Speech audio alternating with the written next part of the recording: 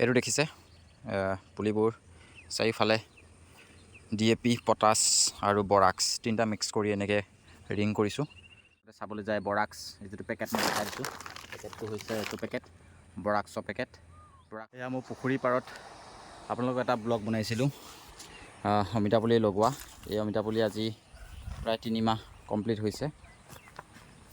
গ্ৰ'থটো কেনেকুৱা হৈছে জনাব যদি জনা ব্যক্তি আছে। এইকেইজোপা অলপ বেমাৰ লাগিলে যাৰ কাৰণে অলপ মৰিলে, আৰু এইটো জেগাতো মৰিলে।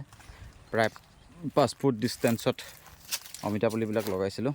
এইটো অলপ সাৰ নিদিয়াৰ ফলত এনেকুৱা হ'লে, যাৰ বাবে এতিয়া ৰিং কৰিছোঁ সাৰ দিবলৈ। চাওক এইটো ৰেড লেডি অমিতা পুলি ৰিং কৰি থকা গৈছে। পুখুৰী পাৰত প্ৰায় অমিতা পুলি লগাইছিলোঁ, তাৰে বহুতখিনি মৰিলে। কিন্তু আজি এতিয়া বৰ্তমান 50 জোপিমান বাচিছে, আৰু 50, 60, 70 জোপিমান বাচিছে। 70 জন হ'ব ন পুৰা? 70 জোপামান বাচিলে। এইকেইজোপা বেয়া হৈছেচোন, এয়া পাতবিলাক সাৰ নিদিয়াৰ কাৰণে হৈছে নেকি এনেকুৱা। সাৰ নোপোৱাৰ কাৰণে, মাটিৰ জীপটো নাইকিয়া হৈ যোৱাৰ কাৰণে। আৰু এইটো অলপ ফাংগাছ লাগিলে আগটো ভাগি দিলোঁ, যাৰ বাবে এই কেইজোপা পুলি অলপ ভাল হৈ আছে চেহেৰাটো। এইটো 2.5 মাহ হৈছে পুলি, এইখিনি পিছতীয়া লগোৱা। এইখিনি প্ৰায় 2.5 মাহ হৈছে, আৰু জংঘল হৈছে অলপ, জংঘলটো চাফা কৰিব লাগিব। প্ৰায় 70-80 মান পুলি হ'ব বৰ্তমান বাচি থকাৰ ভিতৰত। দেখিছেনে সেইজোপা ফাংগাছ লাগিছে। ইয়াত যদি মেডিচিন, এইটো ফাংগাছ লাগিলে এইটো আগটো ভাগি দিয়া গ'ল। এজোপা অলপমান ধৰিছে ফাংগাছে, মানে এইটো হাইব্ৰিড অমিতাটো অলপ বেমাৰটো বেছিয়েই। এইটো তথাপি অলপ পুলিটো ভাল হৈ আছে।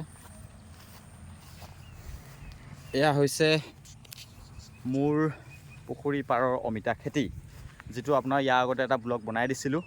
তো সেই ব্লগটো যদি চোৱা নাই তেন্তে মই আপোনাক ডিছক্ৰিপশ্যনত লিংকটো দি দিম, চাব। আৰু লগতে এই অমিতা পুলিবিলাক এতিয়া মই ৰিং যে কৰি আছোঁ, মানে এইটো সাৰ দিব লাগিব। এতিয়া সাৰটো কেনে পৰ্যায়ত দিব লাগিব সেইটো অলপ ডিটেইলছত দেখাম।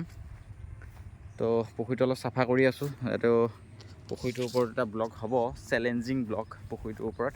তো সেইটো মই ইয়াৰ পাছত দিম আপোনালোকক। তো এইটো অমিতা বিশেষকৈ ফাংগাছ যে লাগিছে তাৰ ওপৰতো এটা মেডিচিন আছে, মেডিচিনটোৰ বিষয়ে মই জনাম।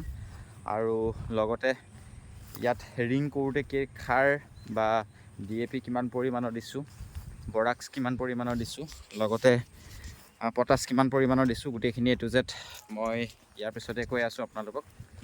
তো যদি আপোনাৰ অমিতা পুলি লগাইছে, আপোনাৰ এইটো কি বুলি কয়, ৰেড লেডি বুলিয়েই নহয়, যিকোনো অমিতা পুলি হাইব্ৰিড জাতৰ, চম্পা হ'ব পাৰে, এনেকুৱা হাইব্ৰিড জাতৰ অমিতা পুলি যদি লগাইছে, তেন্তে আপুনি ভিডিঅ'টো শেষলৈকে চাই থাকক। A to Z আপুনি কেনেকৈ ৰিং কৰিলে কি কি সাৰ দিব লাগে, এইটো মই কোৱা কথা নহয়, অভিজ্ঞ ব্যক্তিৰ পৰা আপুনি সেইখিনি পৰামৰ্শই পাব, যিখিনি পৰামৰ্শ মই লৈ আপোনালোকক জনাব চেষ্টা কৰিছোঁ।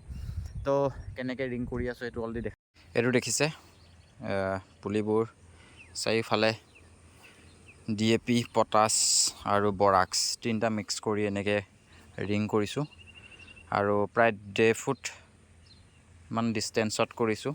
কাৰণ পুলিবোৰ যিহেতু ওখ হৈছে, 2 ফুটমান ওখ হৈছে, 2 ফুট 2.5 ফুটমান ওখ হৈছে যিহেতু, তো তেনেকুৱা হিচাপত কৰা গৈছে।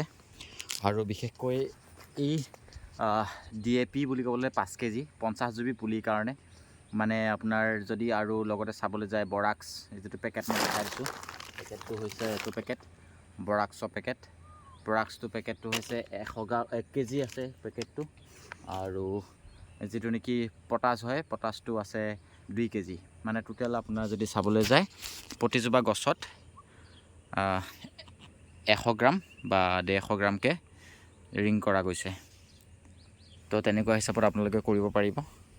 আৰু যিহেতু ইয়াতে মেডিচিন মাৰিবই লাগিব দুদিনমান পিছত, কি মেডিচিন মাৰিব লাগে তো সেইখিনি পাছত আপোনাক দেখাম। বৰ্তমান সময়ত এইখিনি দেখুওৱা গৈছে। আৰু